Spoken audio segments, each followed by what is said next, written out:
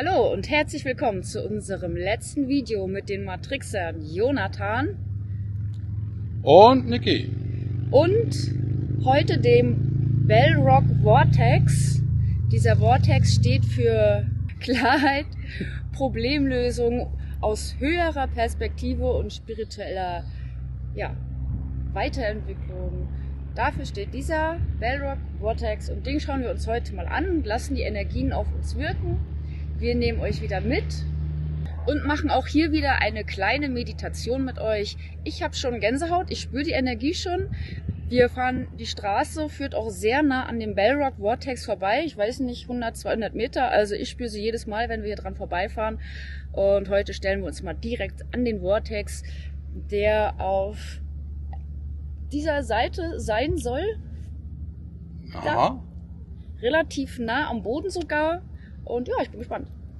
Ja, und die unter euch, die sich jetzt Sorgen machen, dass das unser letztes Video sein wird, ist natürlich das letzte Video aus Sedona.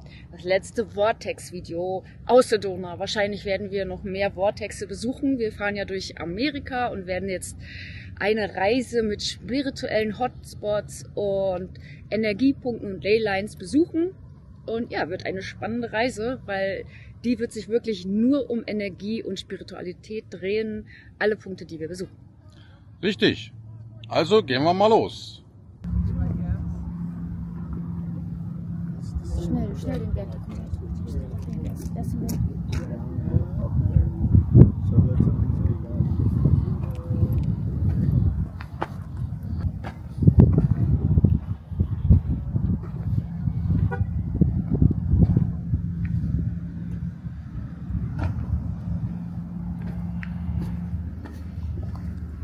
Also hier führt ein schöner, hübscher Weg entlang. Einfach zu gehen, einfach nur geradeaus. Nicht so wie am Cathedral Rock, wo dann da stand hier für Hardliner. Also da drüben sieht man schon den Bellrock, der wird so genannt, weil er aussieht wie eine Glocke. Er ist oben schmal und läuft nach unten sehr breitflächig aus. Ja, ein bisschen laufen muss man schon. Ich denke mal so 10 Minuten. Und so schnell wie die Niki geht, vielleicht auch 20 Minuten.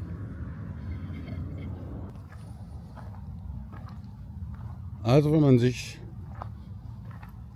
das anschaut, der Bellrock ist natürlich ein Felsen, so wird er genannt. Und heutzutage werden ja viele kleinere Berge als Felsen bezeichnet, die eben vor zigtausenden oder vielleicht vor 100.000 Jahren einmal ein Baum gewesen sind.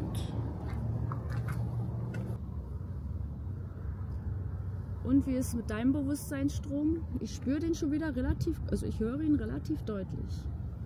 Ja, ein wenig. Ganz eben noch.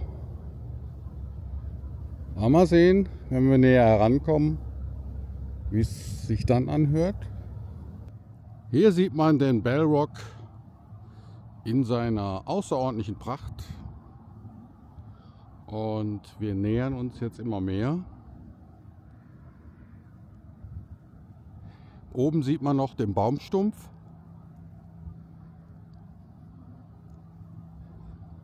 Da kann man sich jetzt einen Baum vorstellen, der bis hoch über die Wolken gereicht hatte. Schon irgendwie makaber, ne? Wollte ich gerade sagen, das sollten wir erwähnen. Ja. Dass man früher, vielleicht vor 100.000 Jahren oder so, die Bäume, die es hier überall gegeben hat, mit Leib und Seele verteidigt hat, die dann von den Aliens gerodet und abgeholzt worden sind. Ja, und heute ist es eine Sehenswürdigkeit, sich die Baumstümpfe anzuschauen. Das ist böse. Das ist so traurig. Ich weine gleich. Das ist nicht schön. Ja, die makabere Seite der Matrix halt. Ne? Ja. Ja, und es gibt ja auch hier in Amerika einige Naturparks, in denen Bäume ausgestellt werden, die schon hunderte, tausende von Jahren alt sind und die versteinert sind. Und da kann man sich davon überzeugen, dass eben Holz in der Lage ist, sich über einen sehr, sehr langen Zeitraum zu Stein verwandeln kann.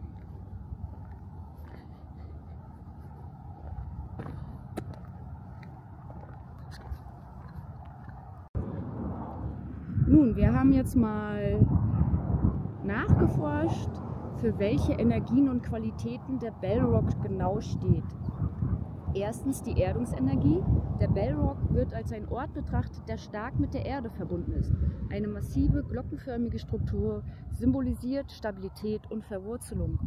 Viele Menschen berichten, dass sie sich hier geerdet und zentriert fühlen, was ihn zu einem idealen Platz für Meditation macht. Ja, zweitens, Transformationskraft. In der spirituellen Gemeinschaft von Sedona gilt Bellrock als ein sogenannter Vortex, ein Energiewirbel, der transformative Prozesse unterstützt. Diese Energie soll helfen, alte Muster loszulassen, persönliches Wachstum zu fördern und tiefgreifende Veränderungen im Leben anzustoßen. Drittens, männliche Energie. Im Vergleich zu anderen Vortexen in Sedona, die eher weibliche oder empfängliche Energien ausstrahlen, wie etwa der Cathedral Rock, wird Bellrock häufig mit männlicher aktiver Energie assoziiert. Diese Qualität wird mit Stärke, Entschlossenheit und Durchsetzungskraft verknüpft, was ihn zu einem Ort macht, an dem man Mut und Klarheit finden kann. Viertens, spirituelle Verbindung und Inspiration. Die Form des Bellrock, die an eine Glocke erinnert, wird oft als Symbol für Resonanz und spirituelle Erweckung interpretiert. Viele Besucher empfinden eine erhöhte Intuition und eine stärkere Verbindung zu höheren Bewusstseinsebenen, was ihn zu einem beliebten Ort für Visionssuchende und spirituelle Praktizierende macht. Und der letzte Punkt, fünftens, Heilung und Reinigung. Die Energie des Bellrock wird auch mit Reinigungsprozessen in Verbindung gebracht. Es heißt, dass sie negative Energien auflösen und emotionale sowie spirituelle Blockaden lösen kann, wodurch ein Gefühl von Leichtigkeit und Erneuerung entsteht. Ganz oben links sieht man einen Felsen, der sieht aus wie ein Gesicht. Das ist das Bellrock Face. Das ist der Wächter des Bellrock.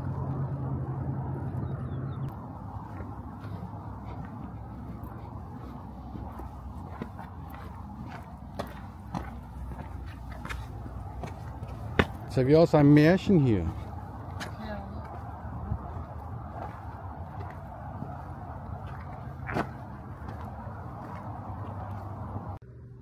Das erste Hindernis stellt sich uns in den Weg.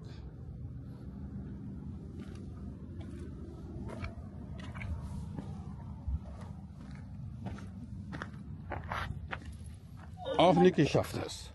Ja.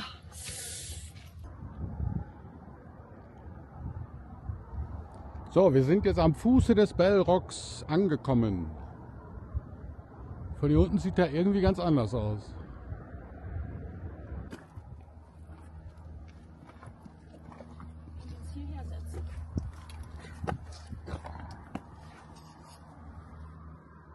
Hier sieht man auch einen umgefallenen kleinen Baum, der über die langen Tausenden von Jahren halt auch versteinert ist.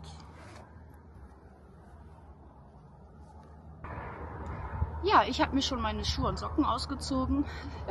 Nein, um mich mit der Energie dieses Bellrock zu verbinden, mich zu erden und die Energie ganz in mich aufzunehmen. Und wir machen jetzt die Meditation wieder ungefähr 5 Minuten mit euch.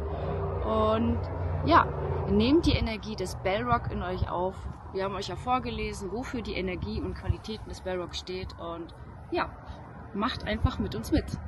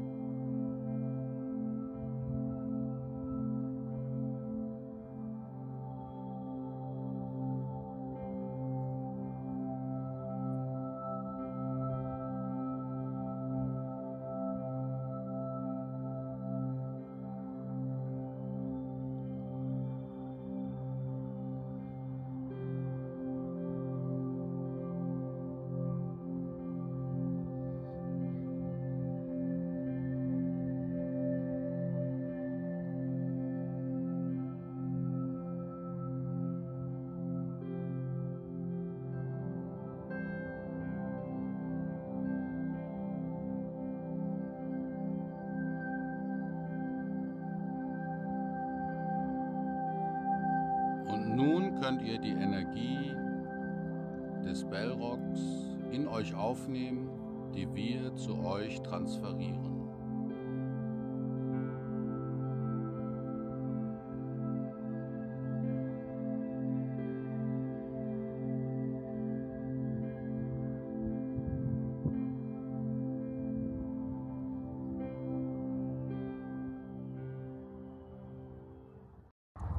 Ja, Niki, was würdest du sagen? Was hast du jetzt in der Meditation empfunden?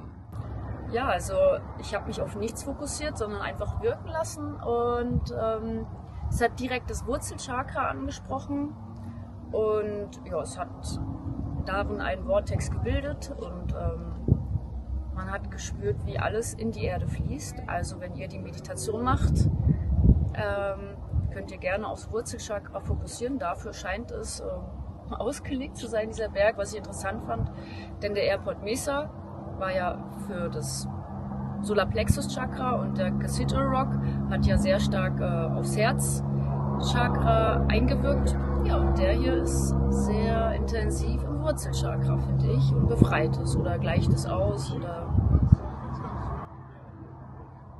Und wie hast du den Bewusstseinsstrom wahrgenommen dieses Mal? Der Bewusstseinsstrom ist sehr laut. Ich höre ihn diesmal auch deutlich mehr rechts als bei den anderen beiden Vortexen. Aber ist schon insgesamt für mich sehr laut, ja. Ähnlich wie beim Airport Mesa für mich, ja. Ja, wie war die Meditation für dich? Welche Energien hast du gespürt und wie war ist der Bewusstseinsstrom für dich?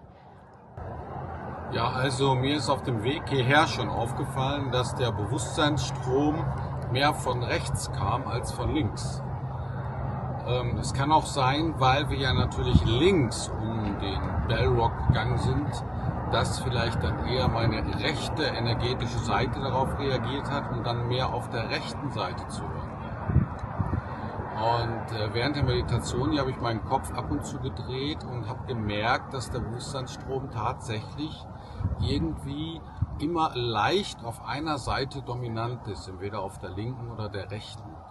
Und vielleicht existiert da ein Zusammenhang, habe ich mir überlegt. Und das kann man ja zukünftig auch mal überprüfen, um vielleicht herauszufinden, ob eben der Bewusstseinsstrom auch eine Richtung angeben kann. Das heißt also, wenn man sich durch die Wildnis bewegt und sucht die Pyramide und man weiß nicht mehr, wo man ist, dann folgt man einfach dem Bewusstseinsstrom. Ja, interessante Theorie. Möchtest du vielleicht noch mal kurz erklären für alle, die nicht wissen, was der Bewusstseinsstrom ist? Wofür steht der Bewusstseinsstrom oder ja? Ja, der Bewusstseinsstrom, den kennen viele von euch, ohne es zu wissen. Denn wenn ihr zum Beispiel nachts im Bett liegt und bereitet euch aufs Einschlafen vor, dann hört ihr so ein Piepen in den Ohren. Und da existieren mehrere Tonebenen. Die auffälligste ist eben dieses Fiepen, ne, das manche sogar als nervig empfinden, andere wiederum als beruhigend, ganz unterschiedlich. Und das ist so der erste Strom. Darunter liegt dann noch ein Brummton, wenn man hinhört. Wenn man zum Beispiel über den Bewusstseinsstrom meditiert und darunter liegt nochmal ein Rauschen. Ja, und diese Töne haben verschiedene Eigenschaften, beziehungsweise dienen auch als Scanner oder auch als Hinweis darauf, was vielleicht im Körper nicht stimmt oder was super stimmt oder wie auch immer. Also der Bewusstseinsstrom ist vielseitig einsetzbar und auch erkennbar als Scanner.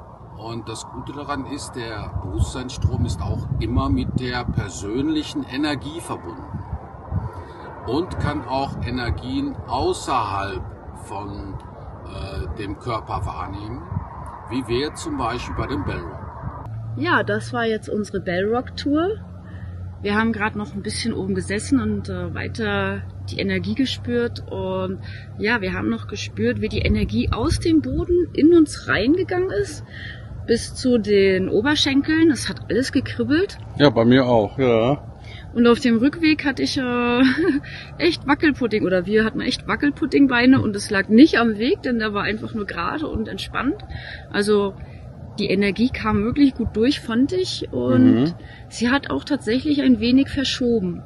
Also ähnlich wie beim Cathedral Rock. Mal gucken, wie es in einer halben Stunde ist, ob wir dann wieder völlig dissoziiert sind. Ja, da bin ich auch mal gespannt, und man fühlt die Energie hier schon. Also am Cathedral Rock, muss ich sagen, habe ich sie stärker gefühlt. Aber hier ist sie auch sehr gut. Auf jeden Fall. Und der Weg ist sehr entspannt und gemütlich.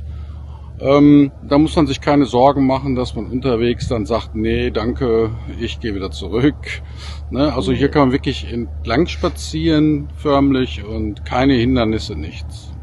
Nein, wir hoffen aber, dass ihr die Energie gut spüren und wahrnehmen könnt. Ihr seht ja die ganze Zeit den Cathedral Rock im Hintergrund oder habt bei der Meditation mitgemacht. Und ja, das war unsere Sedona-Tour mit UFOs und Vortexen. Und morgen geht's zu unserem nächsten spirituellen Hotspot. Wir wissen noch gar nicht genau, welcher oder wo das ist, aber wir haben ihn schon markiert auf der Karte. Also. Ja, die Karte müsst ihr mal sehen. Also, ne, sieht wild aus. Ob wir die alle abklappern, wissen wir noch nicht. Ja, mal schauen.